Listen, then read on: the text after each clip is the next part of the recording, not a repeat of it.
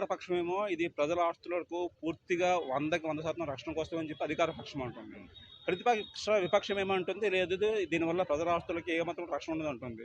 అంటే ఒక ఒక ఒక నిపుణుడిగా, ఒక సమాజాన్ని చూసినటువంటి ఒక విద్యార్థికుడిగా మీరు ఏం చెప్తారు దీనికి? ఈ చట్టం యాక్చువల్గా చేయమని చెప్పింది నీతి ఆయోగ్.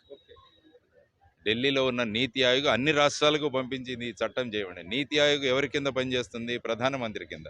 మరి ప్రధానమంత్రి సొంత రాష్ట్రమైన గుజరాత్లో ఎందుకు చేయలేదు ఈ చట్టం? అది అడగండి. నీతి ఆయోగ్ చెప్పినప్పుడు నీతి ఆయోగ్ ఇంకా ఇది చెయ్యండి అని రాయకముందే మన వాళ్ళు ఇక్కడ చేసేస్తారు. ఎందుకంటే సెంటర్కి మన వాళ్ళ దాసోహం. ప్రధానమంత్రి గారిని ప్రసన్నం చేసుకోవడానికి మన ముఖ్యమంత్రి గారు ఆయన నోటి నుంచి మాట వెలువడక ముందే ఇంప్లిమెంట్ చేస్తుంటారు. ఇక్కడ ఈయన వచ్చి ఏం మాట్లాడారు? ఇప్పుడు ప్రధానమంత్రి ఇంత కరప్ట్ గవర్నమెంట్ ఎక్కడా లేదని ఆయన మొన్న మాట్లాడారు. ఈ ప్రభుత్వంలో ఉన్నంత దాదాగిరి, గూండాగిరి, అవినీతి ఇక ఏ ప్రభుత్వంలో లేదు అన్నాడు.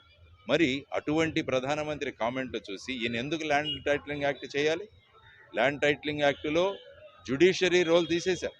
అంటే ఇప్పుడు నాదేదైనా భూమి ఉంటే అది వెళ్ళి నేను రెవెన్యూ అధికారులకు ఇచ్చుకోవాలి. రెవెన్యూ అధికారులకు ఇచ్చుకున్న తర్వాత నాకు ఇంకా కోర్టులో పోయే ప్రసక్తి లేదు, నేను డైరెక్ట్గా హైకోర్టుకు వెళ్ళాలి. సో ఇటువంటి లోపభూయిష్టమైన చట్టం ల్యాండ్ టైటిలింగ్ యాక్ట్, దీన్ని వెంటనే రద్దు చేయాలి. ఎప్పుడైతే మనము జ్యుడిషియరీ యొక్క రోల్, న్యాయ విభాగం యొక్క భూమిక తీసివేస్తామో, ఎందుకంటే ఈ ప్రభుత్వ అధికారులందరూ కూడా ప్రభుత్వం కిందే ఉంటారు, వారు ఏం కావాలంటే అది చేయొచ్చు. కాబట్టి ఈ భూములు ఖాళీగా ఉన్నాయి అని చెప్పి వీళ్లే సమాచారం అందించి అధికార పక్ష ఎమ్మెల్యేలు, వాళ్ళ చెంచాలు, వీళ్ళందరూ వచ్చి తొత్తులు వచ్చి వీటిలన్నింటినీ ఆక్రమించుకుంటారు. అందువల్ల దీన్ని కబ్జాల కోసం ప్రభుత్వానికి ఇన్ఫర్మేషన్ ఇచ్చే చట్టం కాబట్టి ఇది వెంటనే పోవాలని నేను అంటాను. Right sir.